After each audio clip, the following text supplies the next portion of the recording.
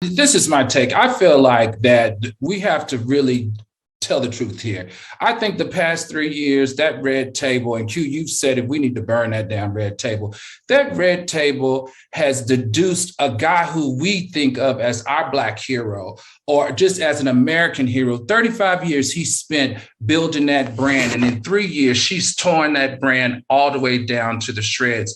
She has humiliated him. She has embarrassed him. She has made him in what the streets call look like a punk, a bitch ass punk, if you ask me. And he has been handling it all the best that he could. I feel like that slap was not in defense of his wife. That slap was not because Chris Rock was rude to him.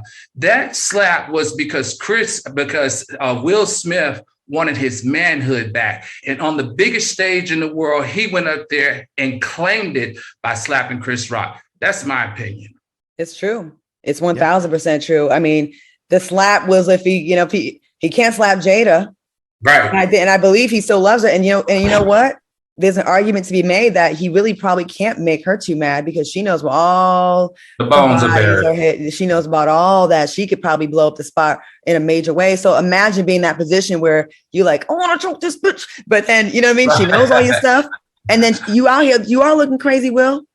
We had nothing to criticize before that damn red table got brought out. Nothing.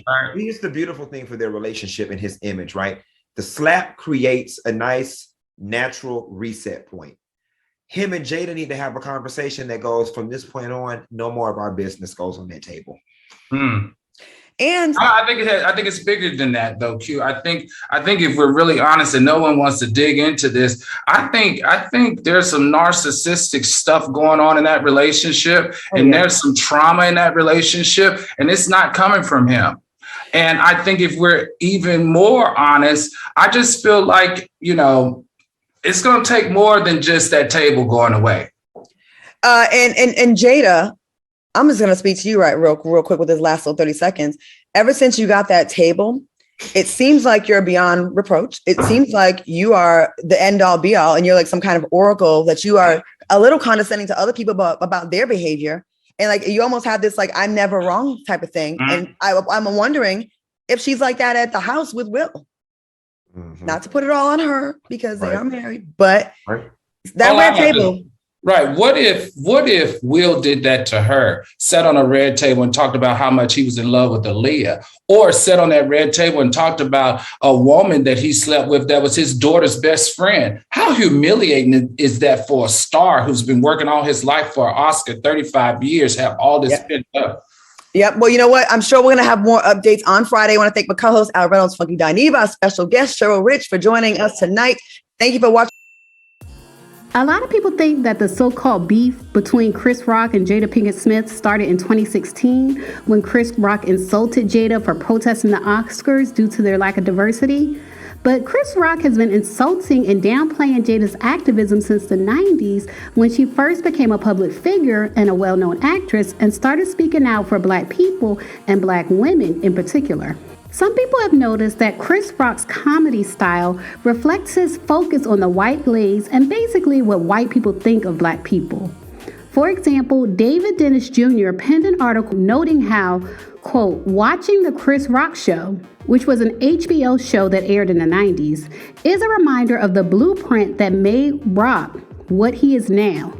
Brilliant, biting, preoccupied with the white gaze, incisive, classist, raw, and antagonizing toward Black women. It's all there in 17 30-minute episodes.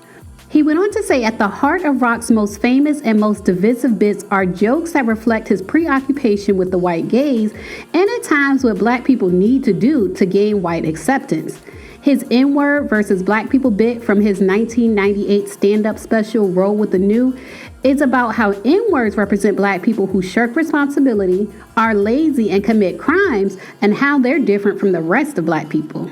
And he said, quote, I love Black people, but I hate N-words. That's the refrain. The final punchline involves Chris Rock relating that when he's standing at the ATM, he's not scared of media narratives about Black people. He's scared of N-words. It's one of the most famous routines in all of comedy and one of the most persistently troubling of Rock's career. The same thinking that framed that joke runs all through the Chris Rock show.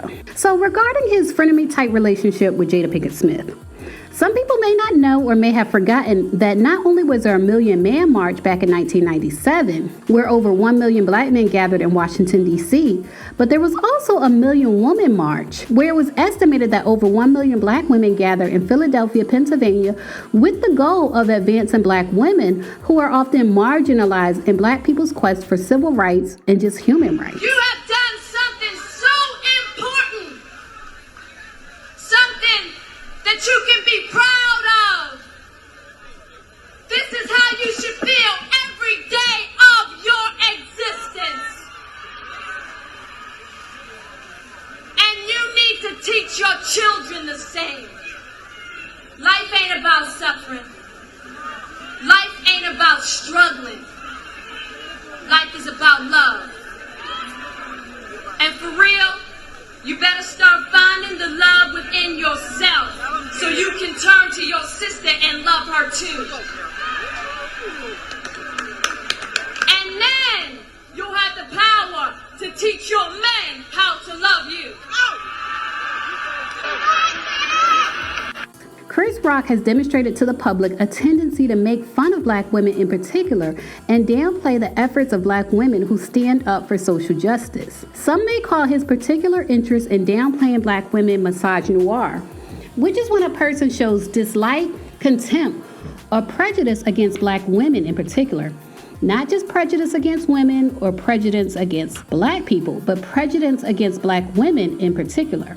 Black women stand in a unique place in American society where we face both racism and sexism and are often berated for speaking up about the intersectionality of our existence. And if you're not familiar with what people mean when they mention intersectionality, intersectionality is the interconnected nature of social categories such as race, class, and gender as they apply to a given individual or group, regarded as creating overlapping and independent systems of discrimination or disadvantage. So it's basically a way of explaining that some people face discrimination not only because of their race, but because of their race, gender, social class, education level, sexual orientation, ability status, religion, and a number of other things. For example, a black lesbian woman with a disability, a non-traditional religion, a low income without a high school diploma would face discrimination on a number of levels, not just discrimination based on her race. And a lot of times, movements for civil rights marginalize black women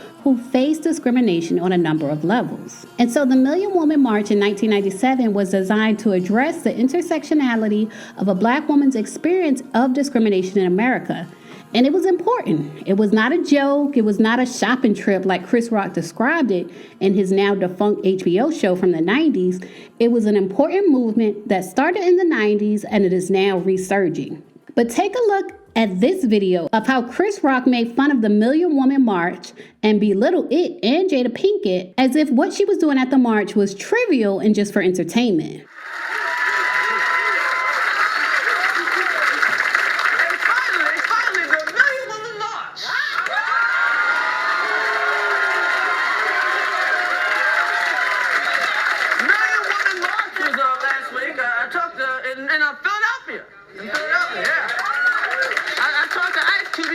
Bitches by the bell.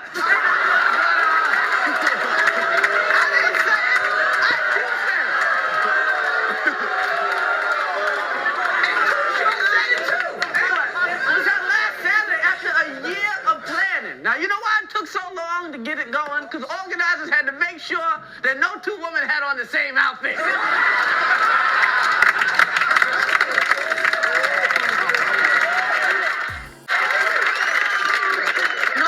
Woman march to the moving speeches from people like Maxine Waters, Winnie Mandela, and here are some inspirational words from the lovely Jada Pinkett.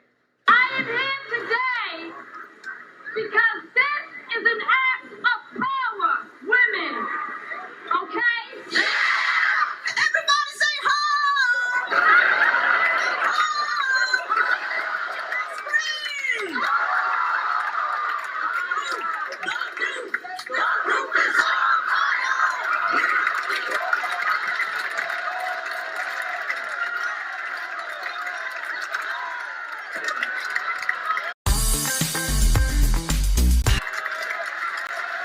In my opinion, Chris Rock belittling the efforts of Black women to acknowledge the intersectionality of our existence is an example of him engaging in misogynoir. He did it in 1997 with Jada and the Million Women's March, way before he did it to Jada in 2016 when she led a movement to boycott the Oscars because of their lack of diversity. It's apparent that Jada and Chris Rock have a frenemy type of relationship where they're friendly towards each other at times, but at times Chris Rock belittles the activism of Jada Pinkett Smith, specifically her activism as a Black woman, which is why it can be described as misogynoir. Jada actually appeared on the Chris Rock show in 1997, soon after he made fun of her. Here's what he said to her face, still downplaying the Million Woman March and suggesting that it was just a trivial shopping trip. And you can see Jada trying to just play along and let it go back in 1997. But apparently in 2022, she's tired of letting it go and she's not laughing along. Now, you know what's cool? We did a bit on you with that. Oh, yeah, I heard. You at the Million Woman March. You went down to the Million Woman March. Now, they had the Million Man March, and I knew what that was about because brothers was losing their minds. Right. Doing all sorts of crazy shit. It's like, okay, let's get them all together and tell them you don't fuck around no more. What was the Million Woman March about? Because y'all see, because Black women are all right. Well, not really, though. I mean, yeah, we needed to kind of get together and get an agenda. You know, it's like, okay, women, it's time to focus on our families. An agenda? Besides yelling at us? Right. Besides, it's like, all right, look, let's deal with us. Let the Black man do what he has to do, okay? Let's focus on us for a minute. Okay. You know? And I mean, I just think that what the Million Woman March did is like, you know, I think sometimes we put too much focus on Black men, and we really need to focus on ourselves and strengthen ourselves, you know? And that ultimately makes better men. You know, for real, girls, let's get it right. Let's get it right. All right? If we ain't together, our men don't have a chance. Trust, okay? So that's what that was about. Yeah, I've noticed a change in the street. Everywhere I go, man, that march really did something. That's right. It was powerful. It was powerful. It changed my life. Get out of here. Yeah, it really did. You know, and when they first asked me, you know, I was kind of like, okay, we're doing the Million Woman March. You know, I gotta be there. You know, I'm.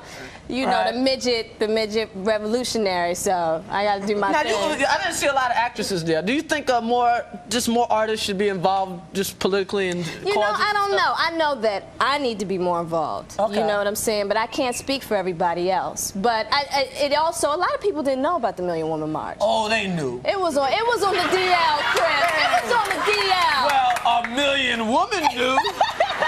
That's true. But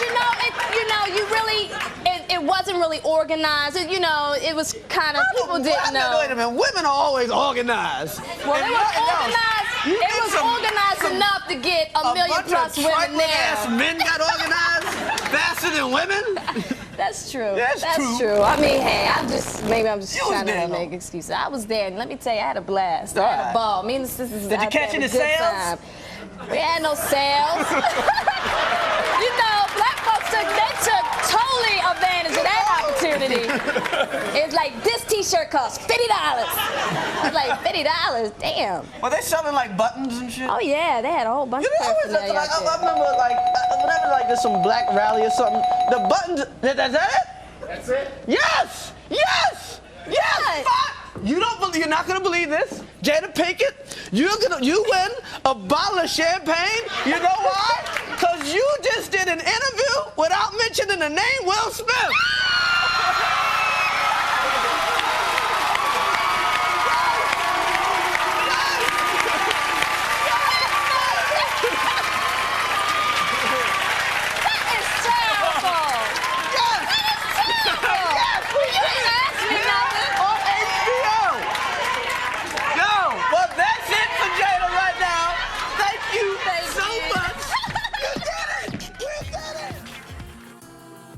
So that gives you some context and some background to the foreground of Chris Rock belittling Jada's Oscar boycott in 2016 and belittling her hairstyle in 2022. Here's what Chris Rock said about Jada's movement to boycott the Oscars in 2016 due to their lack of diversity.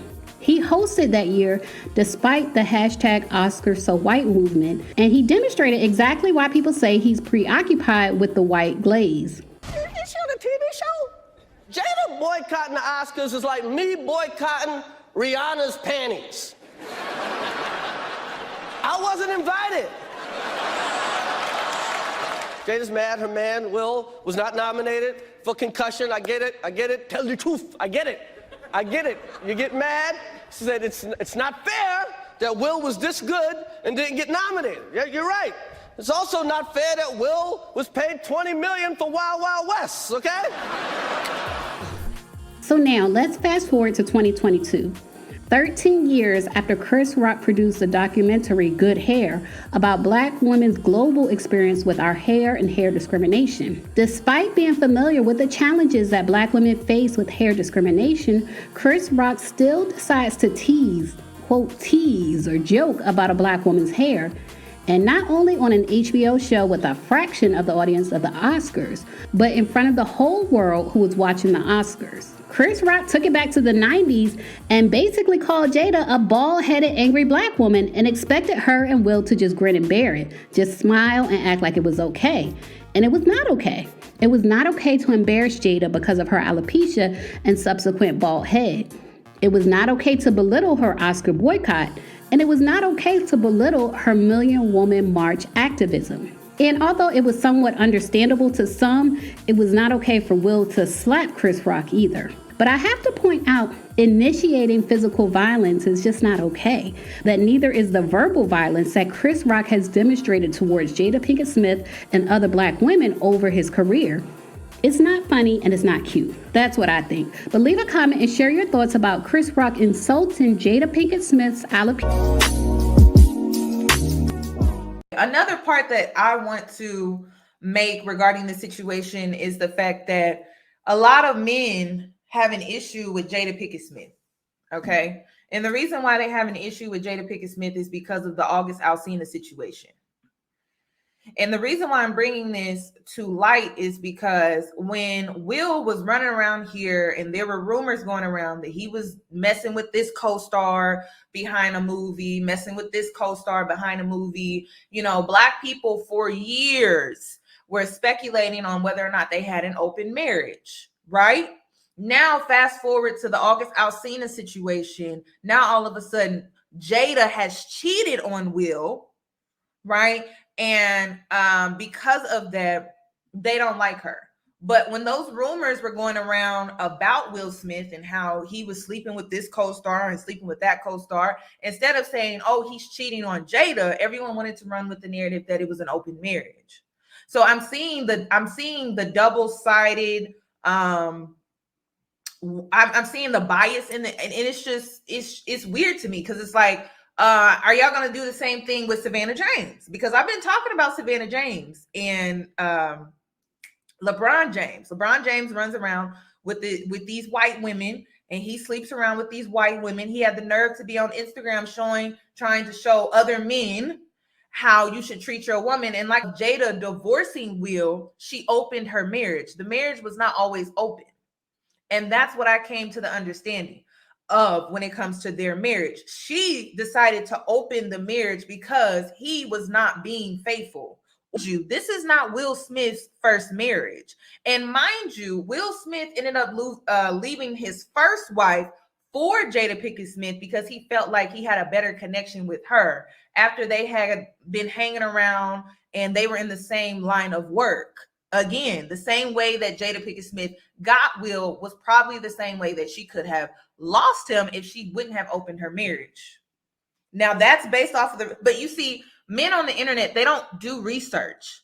Instead of Jada divorcing Will, she opened up the marriage. They were able to work through it. They have a very strange connection because the stuff that she put up with, I don't know if I could put up with. And also I saw Cherie, which is his first wife. They have an interesting friendship and bond. Like Jada Pinkett Smith allows Cherie, Will Smith, and Trey, their son that they have or that they share together, go on vacation together and travel together and bond together with her not even being there. Jada Pinkett Smith is very understanding. And so it's very weird how men want to paint her out to be something that she's not. When she has been working with Will, she has been compromising with Will, and she now is being bashed for it. Now, one thing that I don't agree with is I did not agree with Jada Pinkett Smith sleeping with August Alsina because I felt like he wasn't mentally stable. And I felt like to be a successful with August Alsina for selfish reasons. And I think it had a lot to do with the fact that Will was working all the time. She was lonely. And so he was around. And I think that situation just kicked off wrong, in my opinion. I felt like the whole situation was poorly done, in poor taste, and she could have chose someone better. But that is who she chose. And one thing that I came to the realization about was I will never compromise my core values, morals, and principles when it comes to these men, because these men will not do the same for you in return. If you don't learn anything from this situation when it comes to August Alsina, if you don't learn anything when it comes to Jada Pinkett Smith and Will Smith situation, is never accept what men will not accept. Never respect what men will not respect. You have to start asking yourself, well, why are they bashing her? Women are expected to stay with a cheating man. Do you see how they treat Jada Pinkett Smith? They don't even respect her anymore. So for me as a woman, I've never cheated. I don't ever see myself cheating, but I will never take a man back that cheats, because the way these men react to women who are doing the same thing, right? Oh my God, they throw stones. They're very mean. So I won't be doing that. I will be divorcing for sure. I see a lot of women out here looking for the perfect man. The perfect man does not exist. Your Prince Charming is never coming, sweetie. He does not exist. So you need to get very comfortable with the idea that men are going to make mistakes. What Will did was a mistake, period. He acted out impulsively and emotionally. If you really think a man is going to do everything that you want him to do, he's going to handle every situation in the proper, correct way, I hate to break it to you, but you're waiting on something that does not exist.